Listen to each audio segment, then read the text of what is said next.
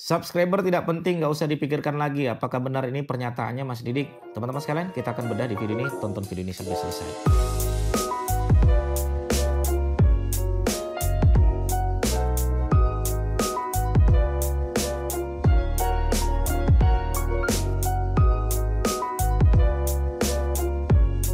Ya, kalau ada pernyataan ya subscriber tidak penting lagi, apakah tidak perlu kita pikirkan lagi? Ya, ini bisa jadi benar, bisa jadi salah. Kita bahas yang masalah benarnya dulu ya, teman-teman sekalian. Dulu ya, zaman saya bikin konten tahun 2015 dan lain sebagainya, ya jumlah subscriber itu selalu berpengaruh terhadap view.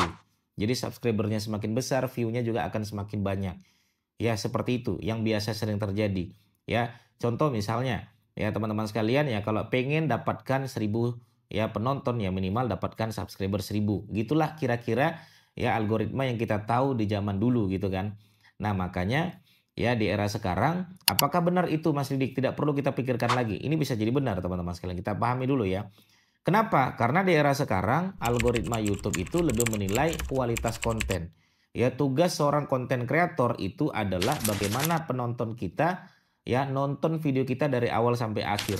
Kalau video kita ditonton dari awal sampai akhir atau retensi penontonnya baik, biasanya YouTube akan memberikan rekomendasi yang baik. Itu kalau sisi benarnya teman-teman sekalian. Makanya ada orang yang subscribernya ratusan ribu, ada subscribernya 600 ribu, tapi ketika posting ternyata yang nonton cuma 200, yang nonton cuma 300, bahkan yang nonton cuma puluhan, 16 dan lain sebagainya. Kenapa ini bisa terjadi? Oke, kita bedah yang pertama ya. Ini faktor benarnya dulu teman-teman sekalian.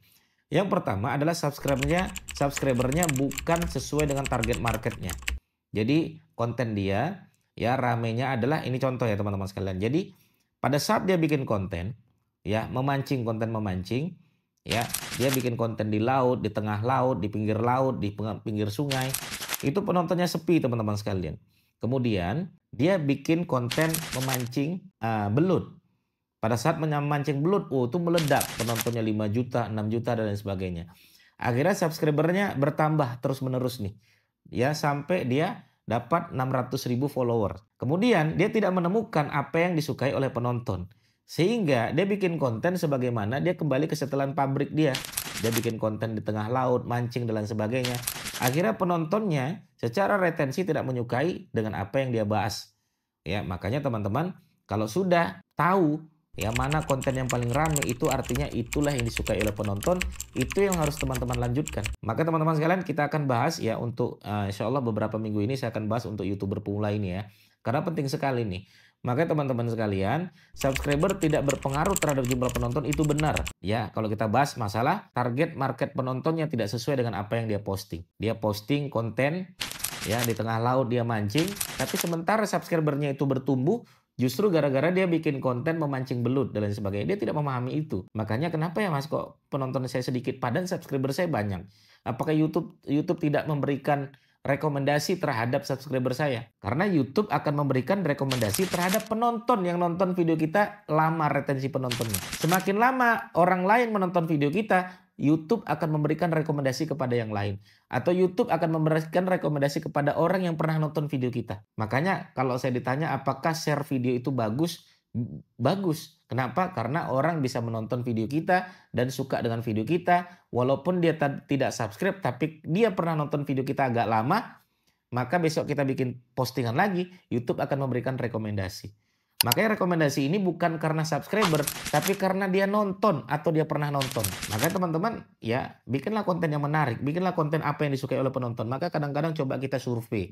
Ya di postingan nanti teman-teman coba ya di post di YouTube itu teman-teman bisa lakukan survei.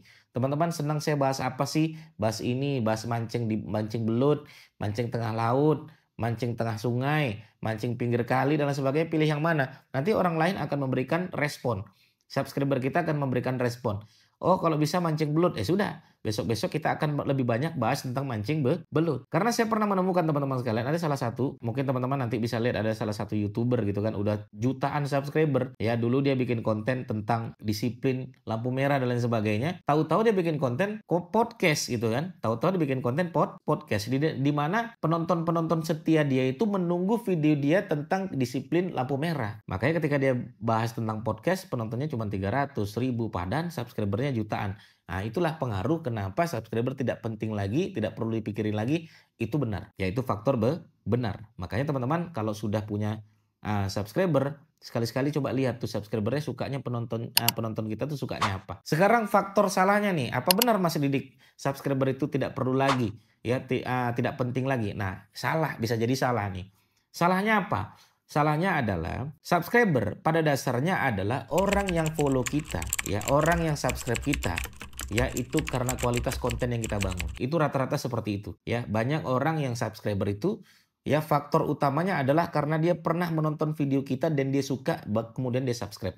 Itu rata-rata. Makanya kenapa saling subscribe itu tidak perlu. Makanya kenapa kita maksa orang untuk subscribe itu tidak penting. Kenapa? Khawatir nanti dia sebenarnya tidak menyukai konten yang kita bangun. Dia sekedar subscribe. Nanti YouTube memberikan rekomendasi tidak ditonton jadinya jelek. Jadi subscribe tidak berpengaruh lagi. Nah, makanya biar supaya subscribe kita ini berpengaruh terhadap viewer, ya, subscribe banyak tapi viewernya juga banyak, maka teman-teman pastikan subscribe-nya ini hasil dari kualitas konten yang kita bangun. Contoh Raditya Dika misalnya, contoh Deddy Corbuzier. Orang subscribe itu ya karena suka dengan video-video yang dibangun oleh Deddy Corbuzier, yaitu tentang podcast. Makanya Deddy Corbuzier kontennya podcast, akhirnya direkomendasikan terhadap yang subscribe. Dan juga direkomendasikan terhadap yang tidak subscribe. Makanya rekomendasi YouTube itu bisa terjadi karena dua, yaitu subscribe dan juga nonton, atau tidak subscribe tapi nonton. Nah, makanya ya teman-teman sekalian, biasakan nanti yang kita targetkan adalah orang-orang yang subscribe ini, gimana caranya dia tetap anteng nungguin video kita, gimana caranya dia terus akan komen, gimana caranya ya terjalin hubungan yang baik. Ada banyak cara teman-teman sekalian, ada beberapa murid saya dia melakukan ya database, pendekatan personal, dia buat grup WA dan lain sebagainya. Jadi grup WA-nya ada banyak. Jadi setiap kali dia live dia sampaikan di grup WA ya tentang mengaji. Bagi yang belum bisa mengaji, yuk nonton yuk besok subuh. Kita akan membedah tentang bagaimana mengkhurujul huruf dan lain sebagainya. Yuk silakan yuk di tag dan lain sebagainya. Akhirnya ya orang yang sudah subscribe, dia suka secara personal kemudian mendatangi konten yang kita bangun. Itu juga bagus. Makanya subscribe tidak perlu, subscribe tidak penting, itu ada benarnya, ada salahnya juga. Ada benarnya karena orang yang menggunakan subscribe ini menggunakan ya mengajak orang untuk subscribe atau dia beli subscribe ya, atau subscribe-nya ini justru dari konten yang kita tidak sadar kayak tadi ya. Orang-orang subscribe itu karena kita memancing belut, kita nggak tahu, justru kita malah mancing di tengah laut. Orang nggak suka, akhirnya penontonnya tidak banyak, tidak sebanyak subscribe yang sudah ada. Makanya banyak yang tidak paham, Mas, subscribe saya banyak, kenapa ya penonton sedikit? Karena kontennya nggak sesuai dengan apa yang orang suka. Karena kita tidak mengetahui kenapa dia bisa subscribe kita. Itu teman-teman harus mengetahui itu. Makanya teman-teman ya pastikan tidak sekedar subscribe yang kita cari, tapi juga penonton setia kita mau menonton video kita yang kita bangun. Seperti itu ya. Monggo teman-teman sekalian yang mau bertanya silakan langsung aja bertanya di kolom komentar kami. Ya teman-teman, berjuang di channel YouTube. Saya doakan mudah-mudahan segera bisa mendapatkan 1000 subscriber, 4000 jam tayang, segera monet dan juga bisa berpenghasilan yang banyak dari YouTube. Terima kasih, sampai ketemu lagi teman-teman. Bye-bye. Assalamualaikum warahmatullahi wabarakatuh.